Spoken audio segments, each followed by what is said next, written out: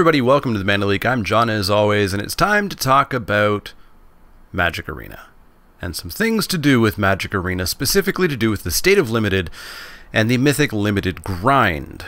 Now, first off, I do want to say Magic Arena has been very fun, and it has been fantastic, in fact, when we're looking at best of 3 constructed standard. It's been very totally fine there, ignoring the Mythic grind aspect of it, but it's been a great way to play standard. I've gotten into playing standard. It's been fun for Pauper. People have adored Singleton. There's definite great things going on with Arena, but limited is in a very bad spot right now. Specifically, the ranked Mythic grind nearly made me quit Magic.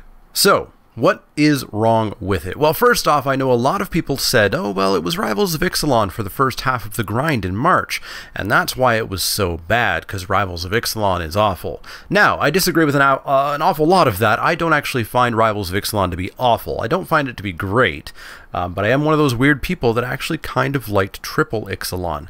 But I think the fact that it was Rivals of Ixalan was one of the least problems with the Mythic grind. I think there's a huge number of problems beyond that, and I don't think the switch over to Ravnica Allegiance really helped things out. Now, I have not played Best of 1 Ravnica Allegiance since way back when it first came out, so if it is noticeably better and easier to do the Mythic grind, let me know if you have experience with it. But from what I've seen from streamers, they're having just as much troubles with Best of 1 Ravnica Allegiance as they were Rivals of Ixalan. Those two names are too similar. What I think are some of the big problems with Magic Arena Limited lie in Best of 1 being awful. Best of 1 is not a way to play Magic. Magic is a game that includes a lot of luck. People don't like to mention this. People like to think that Magic is all about the skill. But 30%? 40% maybe is luck. It's all based on, do you draw your lands, do you draw your spells, etc. Variance is a huge part of Magic. Magic is played best of 3 so that you have chances to get that bad variance out of the way. You may get completely land screwed and never see more than one land in Game 1. Game 2 and Game 3, things go fine, and you win the match, and you keep going. In Best of 1, you don't get that chance. Now, I have argued with people. I've had people tell me, oh, well, it's exactly the same. It's exactly the same in the long run, which, of course, means if you have infinite time and infinite money, it's the same. I have neither of those things, and if you know how to get those things, let me know. Hook me up. As it stands, you have 3 chances to lose, and then you're out of that draft. The money you paid is gone, the time you spent is gone, the ranks that you lost are gone, if we're talking about ranked, and you don't get a chance to get back. You can go to a Grand Prix, and you can lose 15 times, as long as you're always losing Game 1 and you're always winning Game 2 and Game 3, and be a record-breaking or record-tying undefeated Grand Prix champion. Losing 15 times.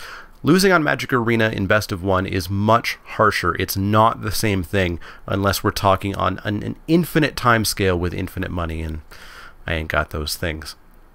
So Best of 1, I think, is a very bad place for Arena Limited to be. But that's not all. The bots, of course, are a significant problem. The bots on Magic Arena do not draft well. They lock into color combinations, it seems. They don't understand power levels of cards, and they don't update. They don't update. They update occasionally when the developers throw an update into the program, but I feel like that has happened once with Ravnica Allegiance, and it's been really bad.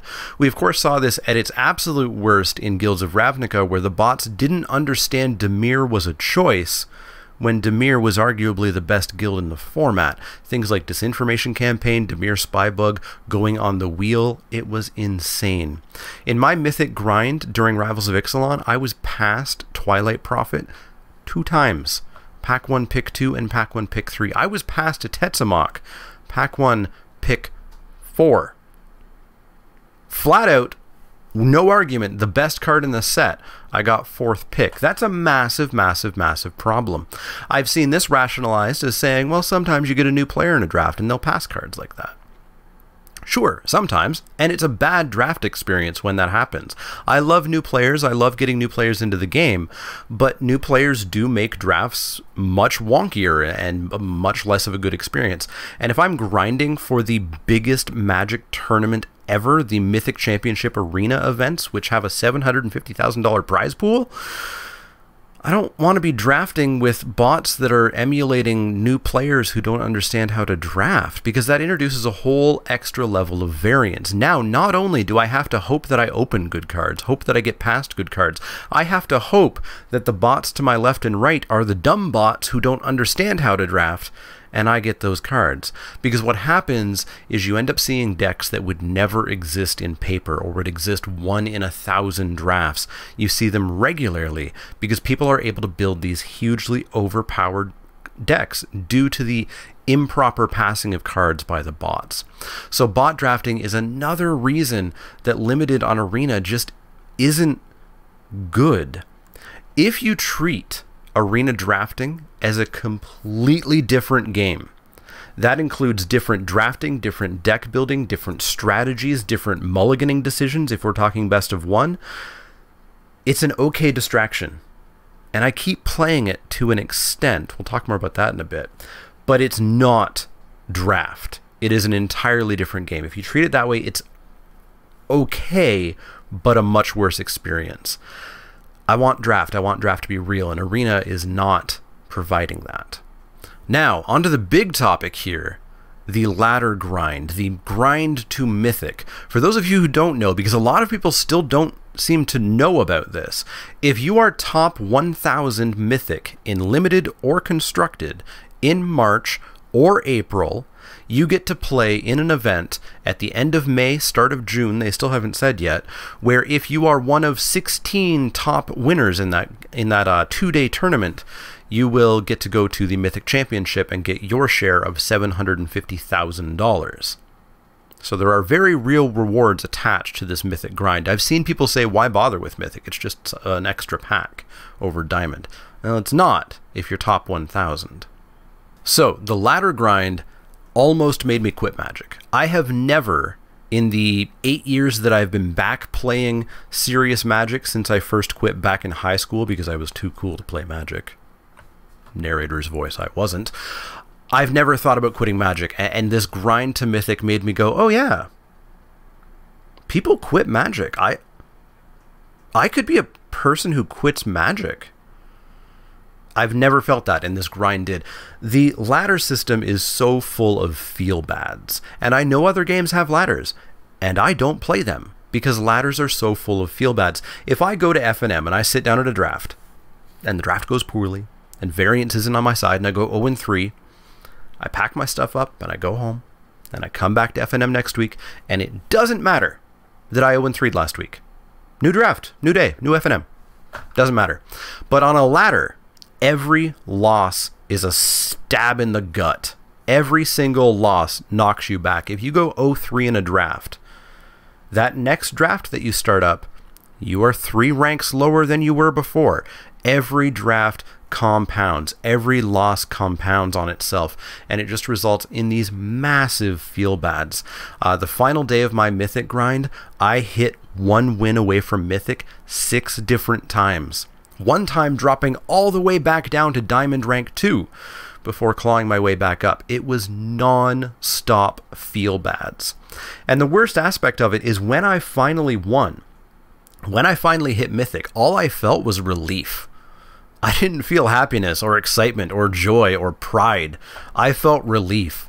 I had the feeling of, oh, I don't have to play anymore. That's not the top reward for playing Magic for me. The top reward should not be, oh, I don't have to play anymore. And we'll talk more about that in just a second as well. So the ladder system, I don't like. I don't care that other games have it. I don't play those games. Magic has a 26-year history of running tournaments. They are very, very, very good at running tournaments. And Mythic Arena has said, tournaments? It's ladder time. So what happens when you hit Mythic? Well, I hit Mythic and I immediately was ranked number 72 in Mythic Limited ranking. Once you hit Mythic Limited or Constructed, you are then assigned a number. And that number is based on what is essentially an ELO rating. It's technically a glyco rating, but it's a rating that goes up and down based on your wins and losses, but it's based on who you won or lost against. If you lose against somebody much higher than you, you lose a bit. If you lose to somebody way lower than you, you lose a lot. Now, of course, in Magic, you don't choose who you're paired against. You could be Mythic ranked 1 and get paired randomly against a bronze player, lose, and drop, I don't know, 200, 300, 400 spots. And remember, this is Magic, where you can lose because the lands didn't show up in your deck. No fault of your own. 400 spots just gone. And that's not fun, because what happens is when you hit Mythic, you would have to be the most overconfident person in the world or a moron to play any more Magic. I have not played a single draft on Arena since I hit Mythic because I would have to be an idiot to do that. Now, I've dropped from number 72 to number 160 something. I think I've dropped 91 spots. You do the math. Since last Sunday, 10 days ago, by not playing Magic. If I had played Magic and lost, I could have been 200, 300, 400, 500. Who knows? But I've been incentivized to not play Magic, and that is bad. Along with feeling relief from getting to Mythic, the fact that I'm incentivized to not play Mythic not play Magic is horrible. We learned this lesson already. We used to have an ELO system in paper, and players would lose their buys. Players would lose their invites to Nationals because they went to F&M to have fun, lost to a new player, and lost their ELO rank. And suddenly they didn't get to go to Nationals anymore. We got rid of that because it was such an awful system, and now here we are with it again for the highest level, highest prize value tournaments you can ever get to in Magic. So what happens if you are top 1,000 by the end of the season? Now, luckily this isn't happening in Limited Constructed yet. As I said, I started at 72. I've only dropped 91 spots. There's not a huge amount of time left in this month. I think it's theoretically impossible for me to go lower than 1,000 by not playing. Over on the Constructed side of things, there are so many people in Mythic that people are dropping 400, 500 spots for a single loss. People are dropping spots by not playing by the minute. I'm dropping 9 spots a day. In the final 24-hour period of the last month that we had this for the Mythic Invitational, you had to grind for basically 24 hours straight to make sure that you were always staying in that top 8. Now, top 1,000 is a lot easier than top 8, but you are still heavily encouraged to suddenly go from not playing Magic, because it would be the stupidest thing ever, to having to play non-stop in this anxiety-inducing grind that is just awful. Because remember, again, you don't choose who you're paired against, which means you can get paired against, you know, a bronze player, win and not even go up a spot, and then get paired against number 1 and lose and go down 700 spots. It's such a bad system. ELO and all style systems have no place in Magic. I can't believe that they were put into Arena. We learned this lesson. We learned this lesson before. So what happens if you're top 1,000 at the end of the month? Well, a lot of people, me included, popular streamers, podcasters, etc. included, thought that you got to play at a weekend at the end of that month, and if you did well in that weekend, you got to go to the Mythic Championship, and we thought that this happened every month. Turns out, no. The announcements for all of this used the word season interchangeably. You have to be top 1,000 during a season, meaning 1 month, in order to qualify for the Mythic Championship qualifier weekend for that season, meaning all of the months that make up this season. Use different words. That's very confusing. But the result is that everybody who is in top 1,000 in March and who is in top 1,000 in April gets to play in late May or early June, there's no date yet, in a weekend where on Saturday you play something, we don't know yet, until you reach max wins or max losses, which we don't know what that is either. Max wins could be 70. You have to play 70 games of Magic and win them all. Max losses could be 1, your first loss and you're out. We don't know. Probably it's going to be something like a normal league where it's going to be like 7 wins, 3 losses, or 5 wins, 2 losses, or something like that, but we just don't know. If you hit max wins, Sunday, you get to play in a Swiss tournament, again with no format explained yet, that will not be best of 1. They explicitly said it will not be best of 1, which I guess is a bonus. If you top 16 that tournament, you get to go to the Mythic Championships for Arena, which has 52 players, 32 of which who are Magic Pro League players, 4 of which are previous high performers from the previous Mythic Championship, and 16 of which are youth scrubs from Magic Arena. So this only happens 3 times a year. This time around it's happening for 4,000 people. 16 are going to get a spot. Theoretically, this won't always be 2 months and then a qualifier, which means sometimes it could be 6,000, potentially upwards of 8,000 players playing for 16 spots. That is the narrowest of pipe dreams I have ever seen. I have 0 expectations that I can ever be one of those top 16 because, again, variance, and there's just not enough of these happening for you to grind them. Yes, it's sort of similar to Grand Prix, but if you want to grind Grand Prix to get to the Pro Tour, there's one every weekend. There's like 40, 45 that you can go to make sure you try to get there to give yourself more chances. Here you have 3. The worst aspect of this is that unlike the Grand Prix, you can't just show up. You have to put in the 20, 30, 40, 50 hours of grinding to even get there. So when you compound all of this, it ends up being the lowest pipe dream I've ever seen. It's similar to going to FNMs in an attempt to get to Worlds. It's just not gonna happen. In addition to that, I have, presumably by the end of this month, qualified for the late May, early June weekend. Why do I play Magic next month? Why do I play Arena next month? Do I grind and get myself close to quitting Magic again next month in order to get 5 packs instead of 4? What's the point? I'm being disincentivized to play Magic, and it's such a bad way of doing this. We learned that disincentivizing players from playing Magic is bad for the game, and now we have to learn that lesson again. So those are my problems with Arena and the limited Mythic grind. So what about solutions? Why I would be awful if I didn't provide some solutions here. Well, there's sort of 2 categories of solutions. There's solutions for me, and there's solutions for Arena. Solutions for me are to ignore Mythic. Ignore Arena Mythic Championships. It is such a minute chance that you will ever get there. And if you do get there, what happens?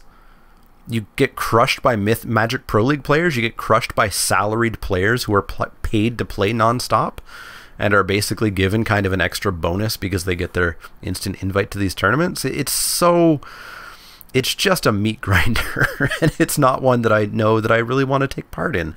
So I just ignore Mythic. I ignore Mythic Championships on Arena. If I do really want to play competitive Magic, there's MCQs, Mythic Championship qualifiers for paper Mythic Championships over on Magic Online every single weekend. And you don't have to grind to get into them. You just pay the entry fee, and there you go, you're in. So moving on to fixes for Arena, they could bring in human drafting, which I know people say all the time. People are like, oh, well, when human drafting comes, everything's going to be fixed. I don't know that human drafting is going to happen.